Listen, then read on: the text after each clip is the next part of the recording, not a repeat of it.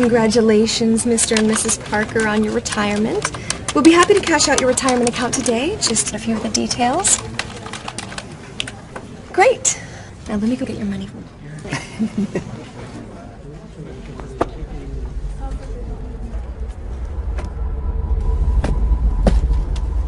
There's a little bit more. Okay, we have 5, 10, 15, 20.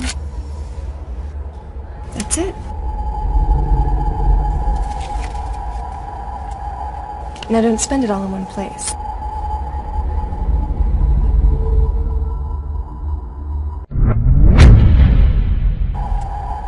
Now don't spend it all in one place.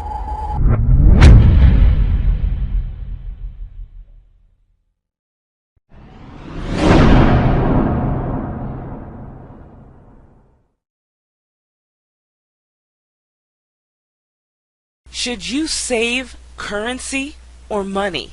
There is a difference. You work hard to create income for your family.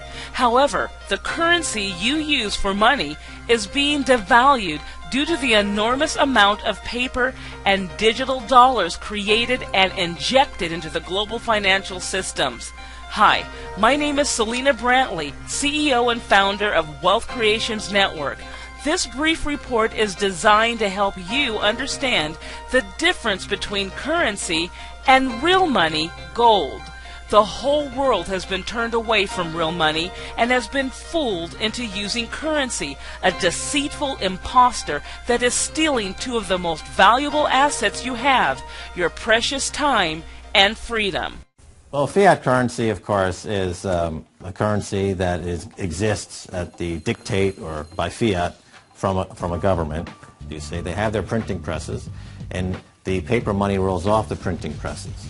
And then they give it the fiat designation, which makes the currency official. It's just worthless paper. But when Ben Bernanke gives it the special sign, and they have the cult meeting at the Federal Open Market Committee meetings, it suddenly becomes currency. If you look at what's really going on, it's a con game. And so there's confidence. Well, the Federal Reserve is very forthright about what they're doing. If you read their websites, they'll tell you it's a confidence game. They tell you that there's no intrinsic value in their money. They'll tell you that they print it backed by absolutely nothing. They actually display all these facts. But if you tell somebody in the public that this stuff is created out of thin air, there's no backing whatsoever, it's absolutely worthless, it's about as valuable as monopoly money, they'll look at you like you're nuts. Is there an example throughout history of a fiat currency, a piece of paper that's unbacked by anything, surviving? Short answer, no. Long answer, no. And here's why. When Addison Wiggin took over at the Daily Record, when they got cranked up, Bill Warner asked him to catalog all of the fiat currencies throughout history and what happened to each of them. Addison dutifully went to work. Within a short period of time, he had gone through the alphabet. All the fiat currencies that started with the letter A were done. They all went to zero. He was halfway through the letter B, and all the fiat currencies that started with the letter B, and there were 600 of them in just the first letter and a half of the alphabet, and every single one of them went to zero. Every one. 600 fiat currencies that start with the letter A, and half of the ones that start with the letter B are 600 of these things. Not one ever came close. You think this one, the United States dollar, is going to be the first one after all that? I don't think so. No. No currency, fiat currency has ever survived. None.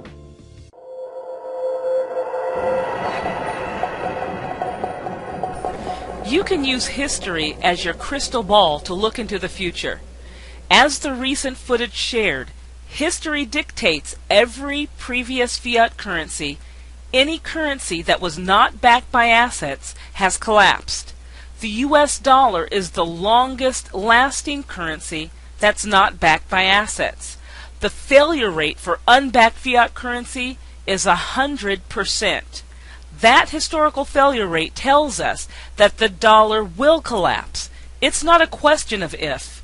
The question is, when the dollar collapses, how likely will other currencies follow?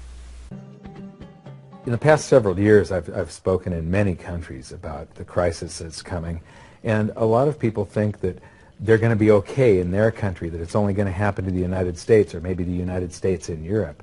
But what they don't realize is that this is a global phenomenon. I've got to show you something here. This is base currency in the United States. This is the number of paper dollars that exist, basically. It took 200 years to go from no dollars in existence to 825 billion.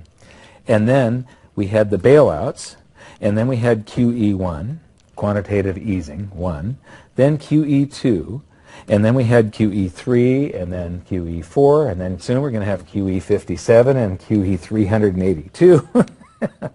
And it isn't just here. This is what the Canadian currency supply looks like. This is Australia, South Africa, Russia. Now, this starts out in just the year 2001, and this is like 18 times more currency in existence in a little over a decade. Here's Singapore, same story. Look at that, since the crisis, just bam. India, China, every government on the planet is doing this insane deficit spending and expanding their currency supplies, doing bailouts, and history shows that there is no example of this turning out well. It is sometimes amazing that we haven't experienced more inflation than we have. If they keep expanding the money supply so vastly, why aren't our prices growing faster than they really are? And the answer is that a good chunk of the money that the Fed created has been shipped overseas. I remember early in my research I heard this expression that the Americans have exported their inflation. I thought, what is that? How can you export your inflation? Put it in a box and send it out? What do you do? Well, now I understand. You export your inflation by simply sending all these dollars that you created to these other countries, and then they send you their refrigerators and their cars and whatever, their TV sets. So you get hardware, and they get little pieces of paper. It's a great deal for the American people for a while. For a while. Sooner or later, all of those pigeons come home to roost. When the time comes, as it looks like it's now coming, when the rest of the world is saying, we don't want to play this game anymore, Uncle Sam's dollars are just becoming worthless, there are too many of them, we've got to find something else other than American dollars, then those dollars start to come back to America. People say, we don't want them anymore, what do we do with them? Once this revs up, and we've got this little trickle of money coming back that we previously exported, once it becomes a flood and it starts to rush back, now we are getting our former exported inflation brought back to us, and then we'll see the quantity of money inside the United States grow much more rapidly even than the Federal Reserve can create it, because we're getting a previous money back. And that's when we will really see the tanking of the U.S. dollar in terms of what it will buy. When you have a runaway inflation, it's punishing the very people who are most productive in society. In other words, the people that produce more than they consume and save the difference. The problem is that those productive people, the savers, save in their national currency. And unfortunately, the national currency is just a fiat piece of paper at this point. So when it's destroyed through runaway inflation, that $100,000 that you were hoping to retire on doesn't exist. And the things that you were going to buy with it and provide for others don't exist either. Now what are you going to do?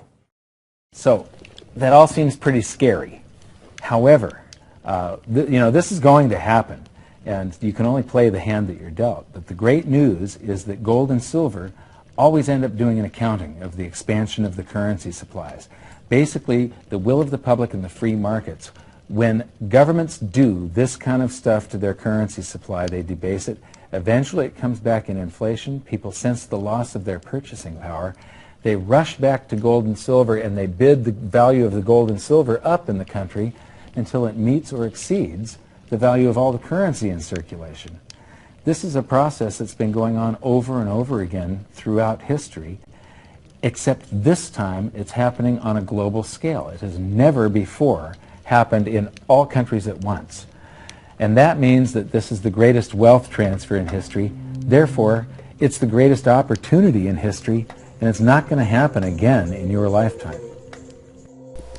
Experts like Maloney have given you an excellent reason to learn more about buying gold.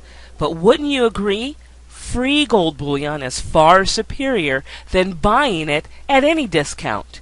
You now can become part of a gold reserve cooperative that provides a unique system you use to acquire the new international gold money. Real inflation-proof gold money, absolutely free, week after week. To learn more, get back with the person who simply shared their short email message and introduced you to this short revealing video. You'll get the amazing details of how you can start acquiring this new international gold money today in the most affordable way, absolutely free, week after week, through an amazing gold reserve cooperative.